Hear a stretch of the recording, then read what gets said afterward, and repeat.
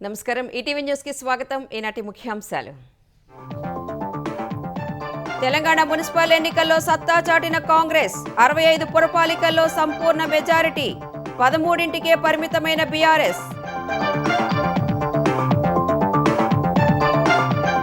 మొత్తం 37 మున్సిపాలిటీలో హంగ్ పరిస్థితి, మెజారిటీ పురపాలికల్లో అతిపెద్ద పార్టీగా కాంగ్రెస్, 3వ స్థానానికే పరిమితమైన బీజేపీ. 7 కార్పొరేషన్లకు 3 కాంగ్రెస్ జయభేరి, మహబూబ్ నగర్ లో మెజారిటీ దిశగా పరుగు, కరీంనగర్ నిజామాబాద్ లో హంగ్. కాంగ్రెస్ పాలనపై ప్రజా విశ్వాసానికి నిదర్శనమన్న రేవంత్, అధికార దుర్వినియోగం వల్లే గెలిచిందన్న బీఆర్ఎస్ బీజేపీ.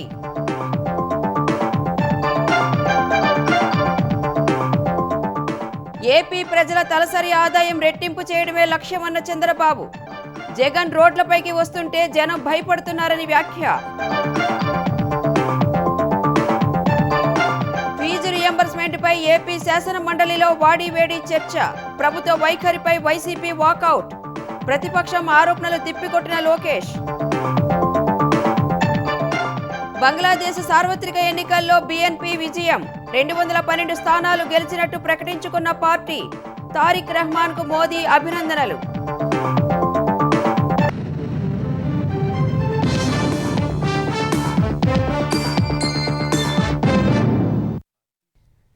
తెలంగాణ మున్సిపల్ ఎన్నికల్లో అధికార కాంగ్రెస్ సత్తా చాటింది. మొత్తం 116 మున్సిపాలిటీలకు ఎన్నికలు జరగగా 66 చోట్ల హస్తం పార్టీ జయభేరి మోగించింది. ప్రధాన ప్రతిపక్షం బీఆర్ఎస్ 13 పురపాలికలను గెలుచుకుంది.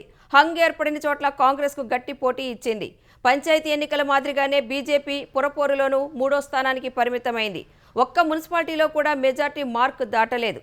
మరో 36 చోట్ల హంగ్ ఏర్పడగా 12 చోట్ల కాంగ్రెస్ అతిపెద్ద పార్టీగా అవతరించింది. మరో 12 పురపాలికల్లో బీఆర్ఎస్, 4 మున్సిపాలిటీల్లో బీజేపీ, 1 చోట మజ్లిస్ అతిపెద్ద పార్టీలుగా అవతరించాయి. 7 చోట్ల టై అయ్యింది. ఈ ఎన్నికల్లో 4 చోట్ల బీఆర్ఎస్ ఒక్క వార్డు కూడా గెలవలేదు. మరో 13 పురపాలికల్లో ఒక్కో వార్డు మాత్రమే గెలిచింది. తెలంగాణ పంచాయతీ ఎన్నికల మాదిరిగానే పురపాలిక ఎన్నికల్లోనూ అధికార కాంగ్రెస్ హవా కొనసాగింది. రాష్ట్ర వ్యాప్తంగా 116 మున్సిపాలిటీలు, 7 కార్పొరేషన్లకు ఎన్నికలు జరగ్గా పురపాలికల్లో అధికార పార్టీ సత్తా చాటింది. మున్సిపాలిటీలకు సంబంధించి 116 పురపాలికల్లో కాంగ్రెస్ 66 చోట్ల జయభేరి మోగించింది. బీఆర్ఎస్ 13 చోట్ల గెలిచింది. గద్వాల జిల్లా వడ్డేపల్లి మున్సిపాలిటీని ఫార్వర్డ్ బ్లాక్ కైవసం చేసుకుంది. 36 పురపాలికల్లో ఏ పార్టీకి స్పష్టమైన మెజార్టీ రాలేదు. పురపాలికల్లో మొత్తం 2581 వార్డులకు ఎన్నికలు జరిగితే కాంగ్రెస్ 1347 చోట్ల గెలుపొందింది. బీఆర్ఎస్ 717 చోట్ల విజయం సాధించింది. బీజేపీ 261 చోట్ల గెలవగా ఇతర పార్టీలు స్వతంత్ర అభ్యర్థులు కలిపి 256 చోట్ల విజయం సొంతం చేసుకున్నారు.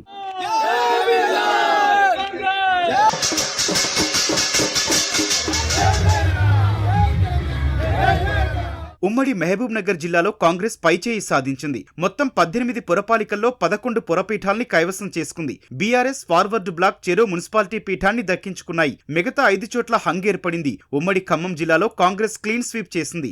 7 మున్సిపాలిటీల్ని కైవసం చేసుకుంది. ఉమ్మడి నల్గొండ జిల్లాలోనూ కాంగ్రెస్ జోరు కొనసాగించింది. నల్గొండ జిల్లాను క్లీన్ స్వీప్ చేసిన హస్తం పార్టీ ఎన్నికలు జరిగిన 6 మున్సిపాలిటీలోనూ విజయం సాధించింది. యాదాద్రి భువనగిరి జిల్లాలో 5 కాంగ్రెస్ గెలుచుకోగా పోచంపల్లిలో బీజేపీ స్వతంత్ర అభ్యర్థులు కీలకంగా మారారు. సూర్యాపేట జిల్లాలో 4 చోట్ల హస్తం పార్టీ గెలుపొందగా తిరుమలగిరి బీఆర్ఎస్ ఖాతాలో చేరింది. ఉమ్మడి మెదక్ జిల్లాలో నువ్వా నీనా అన్నట్లు జరిగిన పోరులో మొత్తం 19 మున్సిపాలిటీలకు కాంగ్రెస్, బీఆర్ఎస్ చెరో 6 చోట్ల గెలిచాయి. 7 చోట్ల ఏ పార్టీకి స్పష్టమైన మెజార్టీ రాలేదు. ఉమ్మడి రంగారెడ్డి జిల్లాలో అధికార పార్టీ ఆధిక్యం కనబరిచింది. మొత్తం 13 మున్సిపాలిటీలకు కాంగ్రెస్ 6 చోట్ల విజయం సాధించింది. బీఆర్ఎస్ 4 చోట్ల పాగా వేసింది. 3 చోట్ల హంగ్ ఏర్పడింది.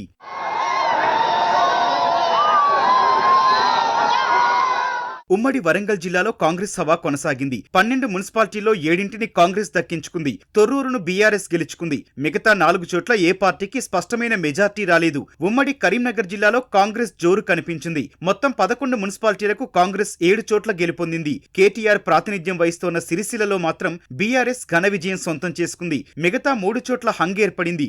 జగిత్యాలలో 50 వార్డులు ఉండగా కాంగ్రెస్ 23 చోట్ల గెలిచింది. బీఆర్ఎస్, బీజేపీ చెరో 4 చోట్ల గెలవగా ఇతరులు ఏకంగా 17 మంది విజయం సాధించారు. ఉమ్మడి నిజామాబాద్ జిల్లాలోని 7 పురపాలికలను కాంగ్రెస్ క్లీన్ స్వీప్ చేసింది. ఉమ్మడి ఆదిలాబాద్ జిల్లా వ్యాప్తంగా పురపోరులో మిశ్రమ ఫలితాలు వెలువడ్డాయి. జిల్లాలోని 10 మున్సిపాలిటీల్లో కాంగ్రెస్ 3 గెలుచుకోగా మిగతా 7 చోట్ల ఏ పార్టీకి మెజార్టీ రాలేదు. బీజేపీ ఆదిలాబాద్ లో అతిపెద్ద పార్టీగా అవతరించింది. భైంసాలో 26 వార్డులుండగా ప్రధాన పార్టీలను కాదని 19 చోట్ల ఇతరులు నెగ్గారు. వారిలో 12 మంది ఎంఐఎం సభ్యులు ఉన్నారు. ఫలితంగా ఎంఐఎం అక్కడ అతిపెద్ద పార్టీగా నిలిచింది.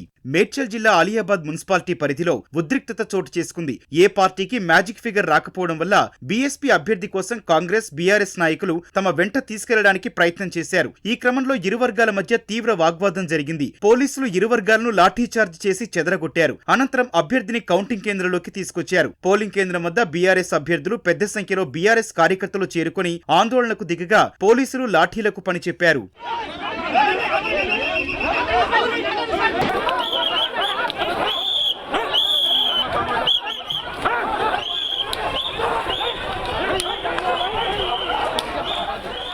జనగామలోని కౌంటింగ్ కేంద్రం వద్ద హైడ్రామా కొనసాగింది. ఫలితాలు సమానంగా రావడంతో స్వతంత్ర అభ్యర్థిని కాంగ్రెస్, బీఆర్ఎస్ తమ వైపు తిప్పుకునేందుకు ప్రయత్నాలు ప్రారంభించాయి. ఈ క్రమంలో ఇరుపక్షాల మధ్య తోపులాట చోటు చేసుకుంది. ఇరుపక్షాలను పోలీసులు చెదరగొట్టారు. తనకు చైర్మన్ పదవి ఇస్తేనే ఏ పార్టీకైనా మద్దతిస్తానని స్వతంత్ర అభ్యర్థి మారబోయిన పాండు పట్టుబట్టగా రాజకీయం ఆసక్తికరంగా మారింది. కార్పొరేషన్ ఫలితాలలోనూ కాంగ్రెస్ పార్టీ ఆధిక్యత ప్రదర్శిస్తోంది. మొత్తం 7 స్థానాల్లో రామగుండం, నల్గొండ, మంచిర్యాలలో పూర్తి మెజార్టీతో గెలుపొందింది. కొత్తగూడెంలో 2వ అతిపెద్ద పార్టీగా అవతరించింది. మహబూబ్ నగర్లో ముందంజలో ఉంది. కరీంనగర్, నిజామాబాద్ కార్పొరేషన్ల హంగు దిశగా పయనిస్తున్నాయి. రామగుండంలో మొత్తం 60 డివిజన్లకు కాంగ్రెస్ 38, బీఆర్ఎస్ 13, బీజేపీ 1 చోట, ఇతరులు 8 చోట్ల గెలుపొందారు. నల్గొండలో 48 డివిజన్లకు జరిగిన ఎన్నికల్లో కాంగ్రెస్ 27, బీఆర్ఎస్ 9, బీజేపీ 4, ఇతరులు 8 చోట్ల గెలిచారు. మంచిర్యాలలో 60 డివిజన్లకు కాంగ్రెస్ 44, బీఆర్ఎస్ 8, బీజేపీ 5, ఇతరులు 3 డివిజన్లలో గెలుపొందారు. కొత్తగూడెంలో కాంగ్రెస్ 22, సిపిఐ 22 చోట్ల విజయం సాధించాయి. బీఆర్ఎస్ 8, బీజేపీ 1, సిపిఎం 1, స్వతంత్రులు 6 డివిజన్లలో గెలుపొందారు. కరీంనగర్ 66 డివిజన్లలో బీజేపీ 30 డివిజన్లు, కాంగ్రెస్ 14, బీఆర్ఎస్ 9, ఇతరులు 13 స్థానాల్లో గెలిచారు. నిజామాబాద్లో 60 డివిజన్లకు బీజేపీ 28 చోట్ల గెలిచింది. కాంగ్రెస్ 17, మజ్లిస్ 14 డివిజన్లు, బీఆర్ఎస్ 1 చోట గెలిచాయి. మహబూబ్ నగర్ పీఠాన్ని కూడా దక్కించుకునే దిశగా కాంగ్రెస్ కు ఫలితాలు వస్తున్నాయి. మొత్తం 60 డివిజన్లు ఉండగా 44 స్థానాల్లో ఫలితాలు వచ్చాయి. 24 చోట్ల కాంగ్రెస్ గెలిచింది. బీఆర్ఎస్ 10, బీజేపీ 6, ఇతరులు 4 చోట్ల గెలిచారు.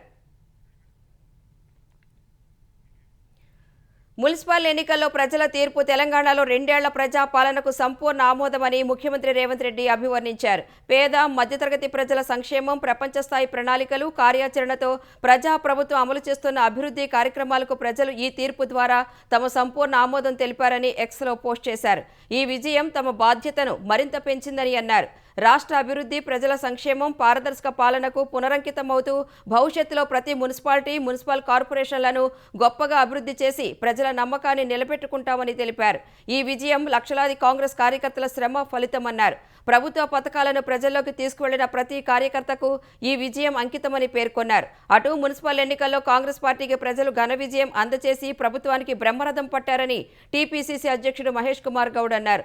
సామాన్యుల సంక్షేమం, మహిళా సాధికారత, రైతు సంక్షేమం, యువతకు ఉపాధి అవకాశాల కల్పన వంటి అంశాల్లో ప్రభుత్వం తీసుకున్న నిర్ణయాలు ప్రజల్లో విశ్వాసాన్ని పెంచాయన్నారు. ప్రతిపక్షాలు అసత్య ప్రచారాలతో ప్రజలను తప్పుదారి పట్టించే ప్రయత్నం చేసినప్పటికీ ప్రజలు వాటిని నమ్మకుండా అభివృద్ధి, సంక్షేమానికి ఓటు వేశారని తెలిపారు.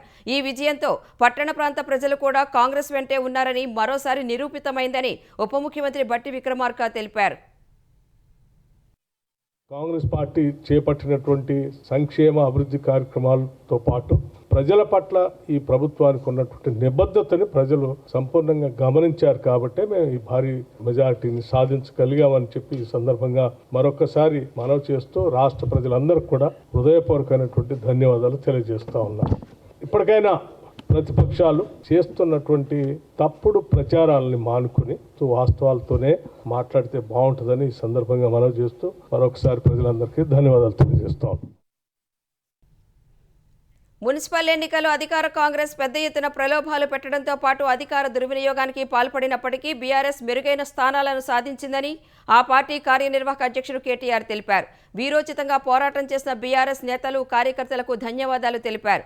అధికార పార్టీ సామ దాన భేద దండోపాయాలు ప్రయోగించినా ప్రజల మనసును గెలుచుకోలేకపోయారని అన్నారు. 30% పైగా వార్డులు బీఆర్ఎస్ గెలుచుకుందన్న ఆయన నేరుగా 15 నుంచి 16 మున్సిపాలిటీలు, పరోక్షంగా మరో 15 స్థానాల వరకు గెలుస్తామని అన్నారు. 2020లో మున్సిపల్ ఎన్నికలు జరిగితే నాటి ప్రతిపక్షాలకు చాలా తక్కువ స్థానాలు వచ్చాయని కేటీఆర్ గుర్తు చేశారు. కాంగ్రెస్ బీజేపీని ఎదుర్కొనేది బీఆర్ఎస్ మాత్రమేనని ప్రజలు భావిస్తున్నారని, భవిష్యత్తులో మెరుగైన ఫలితాలు సాధించేందుకు కార్యాచరణ రూపొందిస్తామని కేటీఆర్ పేర్కొన్నారు. మేమైతే గట్టిగా పోరాడినాము. గట్టిగా క్షేత్రస్థాయిలో మా నాయకులు, మా కార్యకర్తలు కూడా బలంగా కొట్లాడారు. ఈ రాష్ట్రంలో కాంగ్రెస్తో పోరాడగలిగిన శక్తి, కాంగ్రెస్ను గద్దెదించే శక్తి, బీజేపీని నిరోధించే శక్తి ఖచ్చితంగా బీఆర్ఎస్కు మాత్రమే ఉంది అని మొన్న పల్లెలో జరిగిన ఎన్నికలు, ఇవాళ పట్టణంలో జరిగిన ఎన్నికలు తేల్చి చెప్పాయి. ఒకటి ఢిల్లీలో అధికారంలో ఉంది, ఇంకోటి రెండోది రాష్ట్రంలో అధికారంలో ఉంది. కానీ ఈ రెండు పార్టీలు ఉన్నప్పటికీ, ఎన్ని రకాల కుయుక్తులు పనినప్పటికీ బీఆర్ఎస్ఏ, కేసీఆర్ గారి నాయకత్వమే ఈ రాష్ట్రానికి శ్రీరామ రక్ష అని చెప్పి మళ్ళీ ఒకసారి అటు పల్లెల్లో ఇటు పట్టణంలో ప్రజలు తేల్చినట్టయింది. మరి ఇదే ఉత్సాహంతో రేపు హైదరాబాద్ కార్పొరేషన్ కానీ, మిగతా కార్పొరేషన్ వరంగల్, ఖమ్మం కానీ, జిల్లా పరిషత్ ఎన్నికలు పెడితే వాటిలో కానీ ఇదే ఉత్సాహంతో ముందుకు పోతాం. మున్సిపల్ ఎన్నికల్లో మంచి ఫలితాలు సాధించామని బీజేపీ తెలంగాణ అధ్యక్షుడు రామచంద్రరావు తెలిపారు. సింగిల్ లార్జెస్ట్ పార్టీగా 6 మున్సిపాలిటీల్లో బీజేపీ నిలిచిందన్నారు.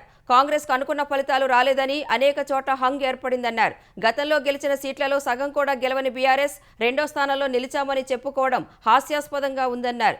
ఈ ఎన్నికల్లో బీజేపీ బలపడిందన్న ఆయన ఎక్కువ సీట్లు, ఓట్లు సాధించామని చెప్పారు. మజ్లిస్ సహాయం వల్ల కొన్ని చోట్ల కాంగ్రెస్, బీఆర్ఎస్ గెలిచాయన్నారు. మజ్లీస్ పార్టీ గతం కన్నా ఎక్కువ సీట్లు వచ్చినాయి వాళ్లకు. రెండోది, మజ్లీస్ పార్టీ స్ట్రాటజిక్ ఓటింగ్, ముస్లిం కమ్యూనిటీకి వాళ్ళు ఇచ్చిన డైరెక్షన్ ఇది.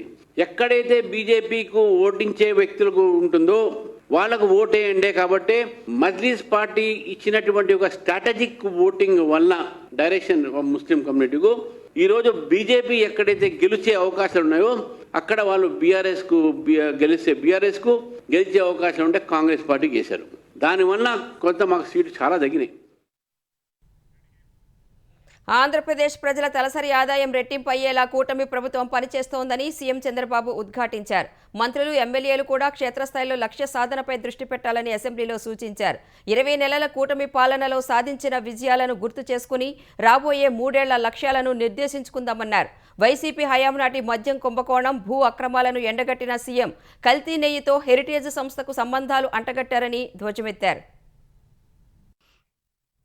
గవర్నర్ ప్రసంగానికి ధన్యవాద తీర్మానంపై శాసనసభలో మాట్లాడిన సీఎం చంద్రబాబు కూటమి పాలనలో సాధించిన విజయాలు, అభివృద్ధి, సంక్షేమం అమలవుతున్న తీరును వివరించారు. వెంటిలేటర్పై ఉన్న రాష్ట్రాన్ని కేంద్ర ప్రభుత్వం సరైన సమయంలో నిధులిచ్చి ఆదుకుందని తెలిపారు. పాలనకు టెక్నాలజీని జోడించి ప్రజలకు మెరుగైన సేవలు అందించే దిశగా వేగంగా అడుగులు వేస్తున్నామన్నారు. భవిష్యత్తులో ప్రతి ఒక్కరికి ఓ ఏఐ డాక్టర్ను అందుబాటులోకి తెస్తామన్నారు. సూపర్ 6 మిగిలిన అభివృద్ధి సంక్షేమ కార్యక్రమాలే కాకుండా ప్రతి ఒక్క కుటుంబాన్ని ఏ విధంగా పైకి తేవాలి అనే విషయాలు కూడా ఆలోచిస్తున్నాం.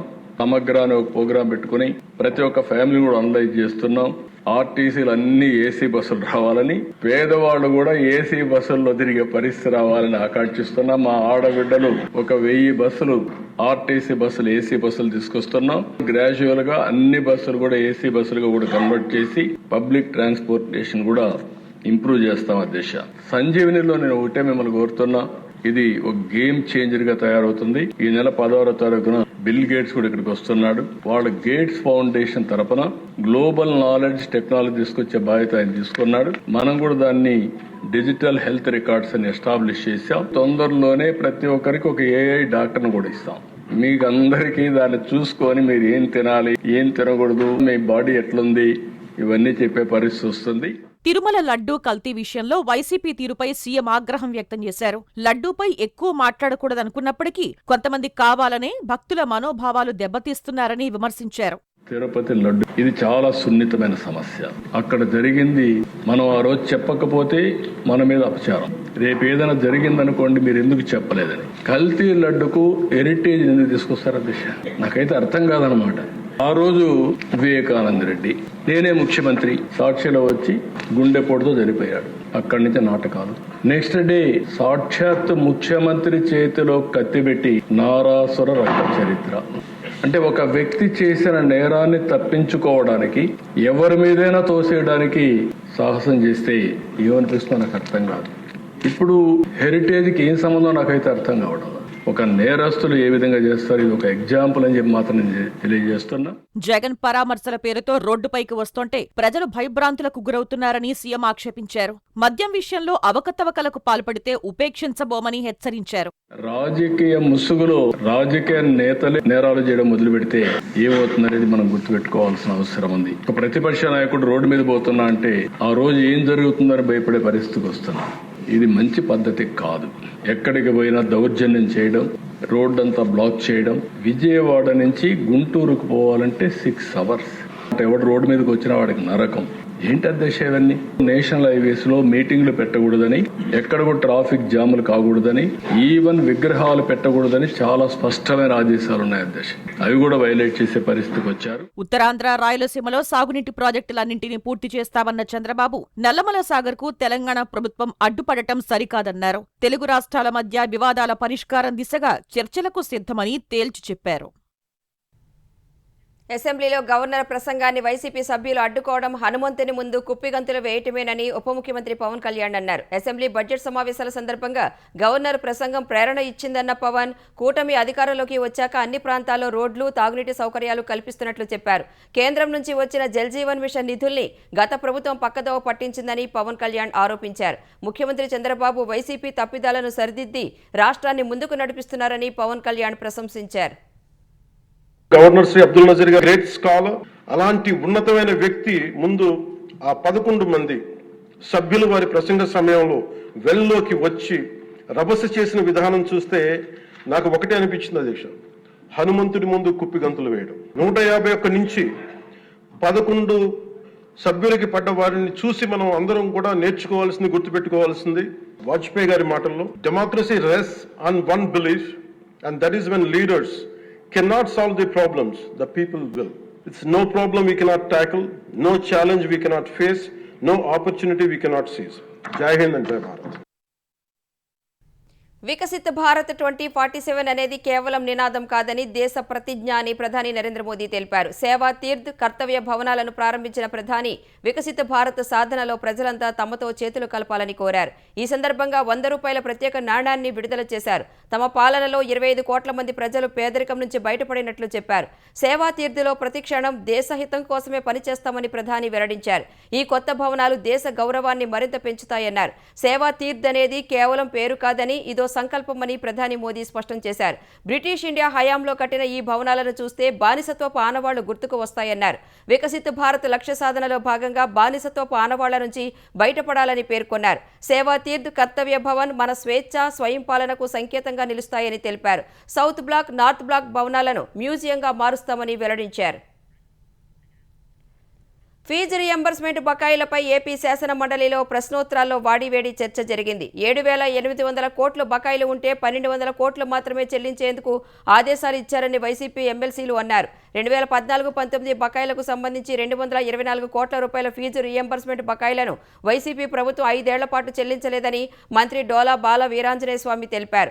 బకాయిల విషయంలో ప్రభుత్వం చేస్తున్న ఆరోపణలను ఖండిస్తున్నామని బొత్స సత్యనారాయణ అన్నారు. బొత్స వ్యాఖ్యలకు మంత్రులు స్వామి, లోకేష్ గట్టిగా బదిలిచ్చారు. ఫీజు రియంబర్స్మెంట్ నిధులు చెల్లించకపోవడాన్ని నిరసిస్తూ వాకౌట్ చేస్తున్నట్లు బొత్స తెలుపగా మంత్రి లోకేష్ వైసీపీ ఆరోపణలను తిప్పికొట్టారు. విద్యాశాఖ మార్చాలుగానే మారుతున్న రైట్ టు టాప్ 4,064.59 కోట్ల రూపాయలు మీరు బకాయిలు పెట్టి పోయారు. It is matter of record. నేను హౌస్ లో టేబుల్ చేస్తాను. Are you ready? ఇది వాస్తవం కాదు, సత్యతం. విద్యా వ్యవస్థను భ్రష్టు పట్టించి వ్యవస్థ వాళ్ళు ప్రాపకం కోసం ఫినిషింగ్ అవుతున్న స్కూల్ ని చేయాలనే బాధ్యత శిక్ష అది చేయగట్ట. ఎందుకంటే వాకౌట్ చేయడం ప్యాషన్ అంట. ప్యాషన్ కాదు శిక్ష. ఇంకేనా జ్ఞానం దొరుకుతుంది, భగవంతుడు వచ్చి మీకు మంచి జ్ఞానం ఇస్తారని మేము వాకౌట్ చేస్తాం తప్ప దీనికోసం మాకు లేవు. ఎందుకు ప్రభుత్వ జూనియర్ కాలేజీని మీరు పెట్టట్లేదు? ఉన్న కాలేజీలు ఎందుకు తీస్తారు? ఇస్తున్న అప్గ్రేడేషన్ ఎందుకు ఆపారు? కానీ ప్రైవేట్ కాలేజీ కోసం కదా వీటికి అన్నింటి తెలుసుగా మీరు వాకౌట్ చేస్తారు. కల్ప మీ ముందర ఎంగల్ గారు వెళ్ళండి. అబద్ధాలు చెప్పి వాళ్ళు బయటకు పోతున్నారు అధ్యక్ష. ఇంటర్మీడియట్ మేము ఫోకస్ చేయట్లేదు. 70,000 మంది విద్యార్థులు ప్రభుత్వ జూనియర్ కాలేజ్ లో పెరిగారు అధ్యక్ష. వాళ్ళ అధికారులను 5 సంవత్సరాలు కనీసం పుస్తకాలు ఇవ్వలేదు అధ్యక్ష. మధ్యాహ్న భోజన పథకం వాళ్ళు రద్దు చేసిపోయారు అధ్యక్ష. మధ్యాహ్న భోజన పథకం మేము అమలు చేస్తున్నాం. ఇంటర్ పిల్లలకి పుస్తకాలు మేము ఇస్తున్నాం.